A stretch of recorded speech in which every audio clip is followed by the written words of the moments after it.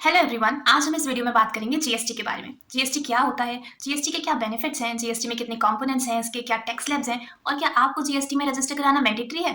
चलिए शुरुआत से बात करते हैं। तो ये बात है ईयर 2017 की, जब मोदी गवर्नमेंट थी और फाइनेंस मिनिस्टर थे अरुण जेटली सर। इन्होंने जीएसटी को इंट्रोड्यूस करने का एक बड़ा स्टेप उठाया। 1 जुलाई 2017 को जीएसटी को ऑफिशियली लॉन्च किया गया। इसका मोटो था वन नेशन वन टैक्स। इससे पहले हमारे नेशन में बहुत सारे तरीके के इनडायरेक्ट टैक्सेस थे, जैसे excise duty, VAT, services tax, जिससे बिजनेसमैन को हर स्टेट में अलग अलग रूल्स फॉलो करने पड़ते थे और कंप्लाइंसेस भी बहुत सारे थे। जीएसटी ने इन सारे ही टैक्सेस को मर्ज करके एक टैक्स लाया गया, गुड्स एंड सर्विसेज टैक्स। आज जीएसटी के अंदर बस एक ही टैक्स है जिसे पूरे इंडिया में एप्लीकेबल किया गया है और इसकी वजह से कंप्लाइंसेस करना भी बहुत ईजी हो गया है। चलिए टैक्स तो एक है, फिर आपने ये सुना होगा कि कोई सीजीएसटी चार्ज करता है तो कोई आईजीएसटी, कहीं आपने एसजीएसटी भी सुना होगा। तो ये सब चीजें क्या है? गवर्नमेंट ने तो बोला था एक ही टैक्स आएगा। तो ये सब हैं जीएसटी के कंपोनेंट्स। तो जीएसटी के अंदर सेवरल कंपोनेंट्स हैं जिसे हम टाइप्स ऑफ जीएसटी के नाम से भी जानते हैं, जैसे सीजीएसटी, आईजीएसटी, एसजीएसटी। चलिए इनको डिस्कस करते हैं। सबसे पहले है आईजीएसटी, यानी कि integrated goods and services tax. चलिए इस एग्जाम्पल से समझते हैं। मैं उत्तर प्रदेश से अगर कोई गुड सेल कर रही हूँ महाराष्ट्र में, यानी कि एक स्टेट से दूसरी स्टेट सप्लाई हो रही है, इसे हम बोलते हैं इंटर स्टेट सप्लाई।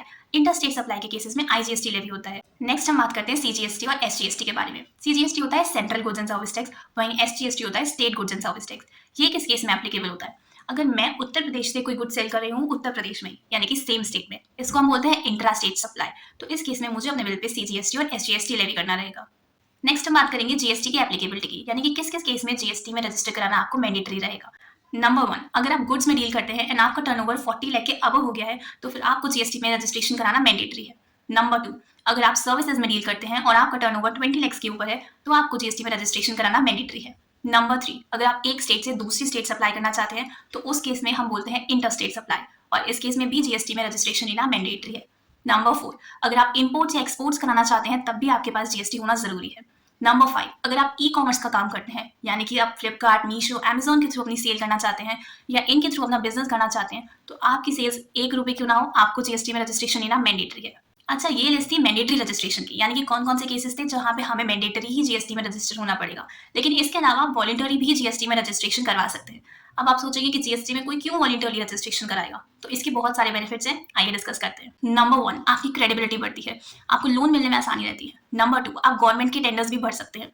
नंबर 3, अगर आप बिजनेस के लिए कोई एसेट खरीदते हैं, यानी कि आपने कोई लैपटॉप खरीदा या फोन खरीदा, तो आपने उसमें जो जीएसटी पे किया है परचेज के टाइम पे, आप उसका क्रेडिट क्लेम कर सकते हैं, यानी कि आप आईटीसी क्लेम कर सकते हैं।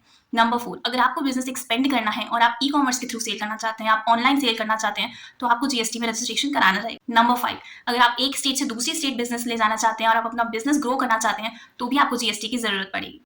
चलिए नेक्स्ट बात करते हैं जीएसटी रजिस्ट्रेशन में कौन कौन से डॉक्यूमेंट्स की रिक्वायरमेंट रहेगी। अगर आप सोल प्रोप्राइटर हैं तो आपको पेन की जरूरत रहेगी इंडिविजुअल के।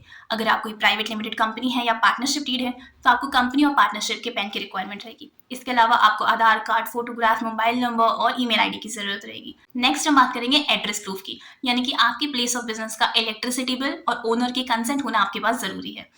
नेक्स्ट है बिजनेस रजिस्ट्रेशन प्रूफ। तो अगर आप कोई पार्टनरशिप है तो आपको पार्टनरशिप डीड, और अगर आप कोई कंपनी है तो आपको सर्टिफिकेट ऑफ इनकॉर्पोरेशन और पैन कार्ड की रिक्वायरमेंट रहेगी। अच्छा, इसके अलावा कुछ रिक्वायरमेंट्स होती हैं जो स्टेट वाइज वेरी करती हैं, जैसे महाराष्ट्र और कर्नाटका के स्टेट में आपको पीटीईसी और पीटीआरसी के रजिस्ट्रेशन लेने भी मैंडेटरी है।